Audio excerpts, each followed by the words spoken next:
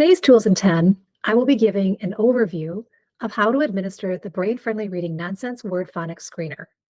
It is important to note that the phonics screener is designed to give the instructor information about the child to help guide instructional decisions. It does not assess the child's reading level, but instead helps the instructor to identify key skills the child knows and which skills the child needs to be taught explicitly or needs to review. A question that is often asked is why we use nonsense words rather than real words to assess reading skills. Dr. Stephanie Stoller, a professor in the online reading science program at Mount St. Joseph University, has written an article titled, "Do We Stop Making Sense When We Assess with Nonsense Words?" She explains that we use nonsense words to assess skills because many children, especially older children, have a bank of words that they have already memorized. Therefore, when you ask them to read real words, it is difficult to determine whether the child can actually decode the word or is simply retrieving the word from memory. However, when you ask a child to read words that are not real, it forces them to rely on decoding rather than memory. Therefore, it is a true indicator of whether the child has acquired the alphabetic principle and can blend letter sounds accurately. Using this type of screener will provide information about what skills and patterns the child can and cannot decode. There are different times that you can administer the screener. You'll want to administer the screener first to establish a baseline of skills. This can be done at the beginning of the school year or with a new student or a tutoring client. After getting baseline data, administer the screener again at a later time to monitor progress. This can be done at the beginning, middle, and end of the school year, or every 4 to 6 months for tutoring. Finally, anytime you want to look at what the child can decode at a single word level, you can administer a specific section of the screener to assess a target skill. What this does, it helps you determine if the skill has been mastered or if the student needs more review and practice. The screening materials are found in the Google Drive folder and also at the end of the second edition Digital Training Companion Guide. It is important to note that there are two forms, a student page and a teacher scoring form. The student page, which consists of different sections of skills, is what the student will be viewing, and the teacher scoring form is what the teacher will be using out of the view of students to record the student responses. There is a kindergarten screener as well. Now, placing a full page in front of a young child will most likely overwhelm the child and make him very anxious. So you'll want to consider how you will administer the screener to keep the child relaxed. For kindergarten and first grades, you may choose to use the K-Phonics screener, which assesses only closed, open, and vowel consonant E words. Now, the words on this screener are real words, but they are less familiar words, since children at this age have not had exposure to enough words to have a bank of memorized words. You'll want to first assess letter sounds by using letter tiles and note which sounds they know. The phonics screener assesses many more skills, so it is ideal for use with second grade and up. To make it less overwhelming for the child, you can modify the screener by cutting it apart into sections and administering the sections separately. You can also make the words or the letters bigger. Letter tiles can be used to have the student read the words built from tiles instead of from the screener. You can also have the child build words with the tiles to assess spelling skills. When you are ready to administer the screener, make sure you are in an environment free from distractions. It is helpful to start by telling the child a story to help them relax. You might say something like, "Today, I'm going to take a little peek inside your brain to see how it works. This will help me to know how I can help you to train your brain to read better. Just do the best that you can." Proceed by administering a section at a time. Blocks 1 and 2 assess letter sounds. Ask the child to tell you the sounds of the letters. If they say the letter name, say, "That is the name of the letter. Do you know the sound?" If they still don't respond by giving you a sound, model by giving the sound of the first letter, by saying, "The sound of this letter is mm." The rest of the screener consists of words that contain skills that follow the sequence of instruction. Be sure to tell the child they will be reading nonsense words.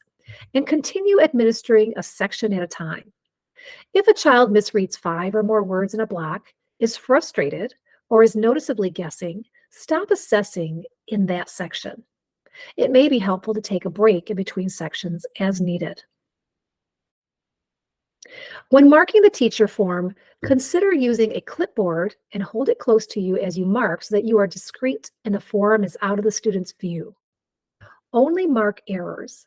If the child reads the word correctly, leave it alone. If he reads incorrectly, write exactly what the child says above the word on the teacher's scoring form. This will be helpful for noting what types of miscues the child is making to determine what kind of instruction is needed. If a child makes an error and then self-corrects, write SC above the word. Also note the following as you work through the screener. Do they sound words out? If so, is it choppy or smooth?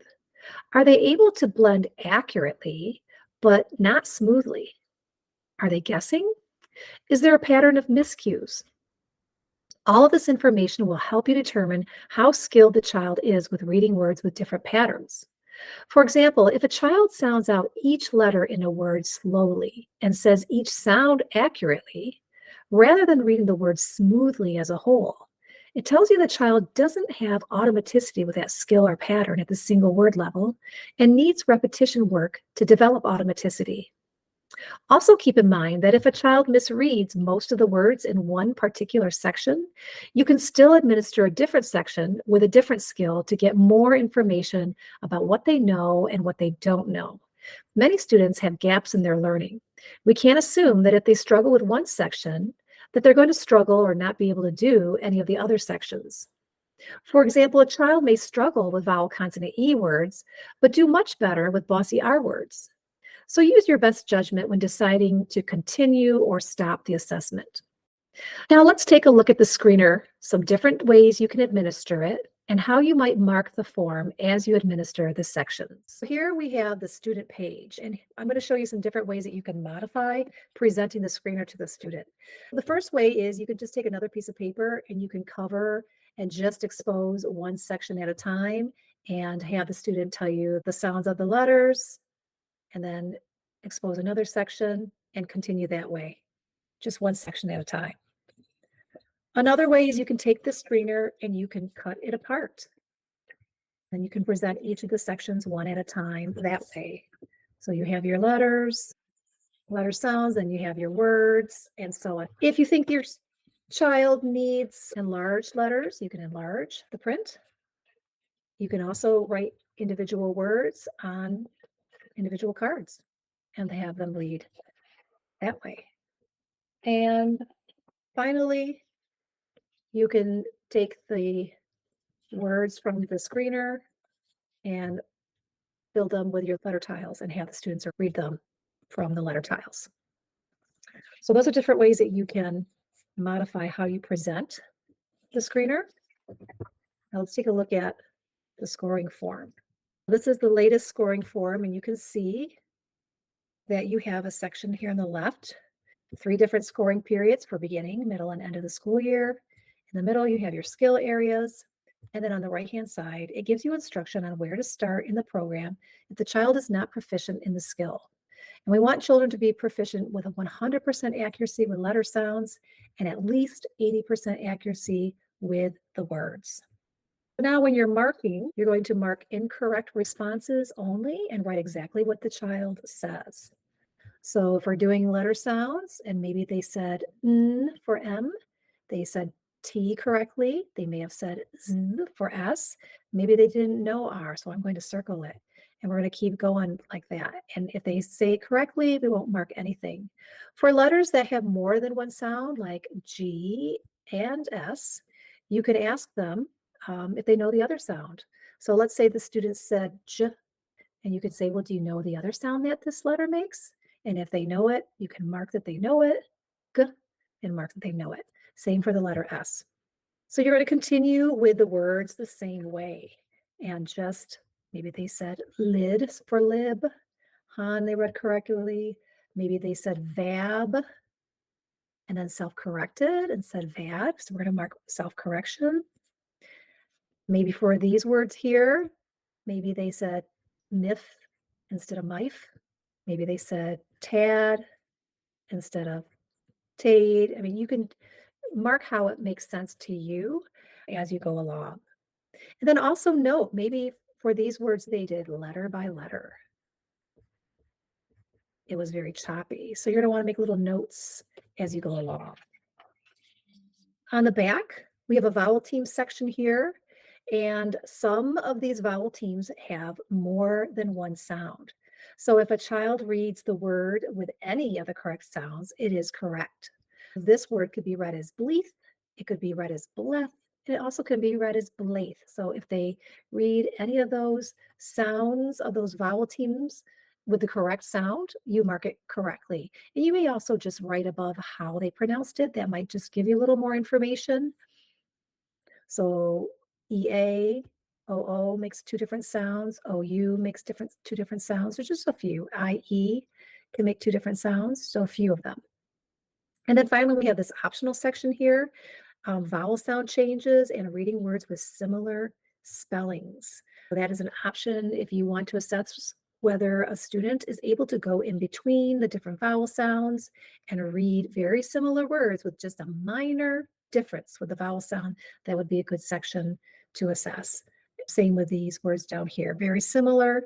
We've got CK and NK ending sounds and similar beginning blends. I hope that this overview of the phonics screener helps you to customize the screening process for the different students you will be assessing. Making them feel at ease and relaxed will help them to do their best, which will give you an accurate picture of what skills the child knows and what they don't. In turn, this will help you to prepare the most appropriate plan of instruction to help that child move up the ladder of reading.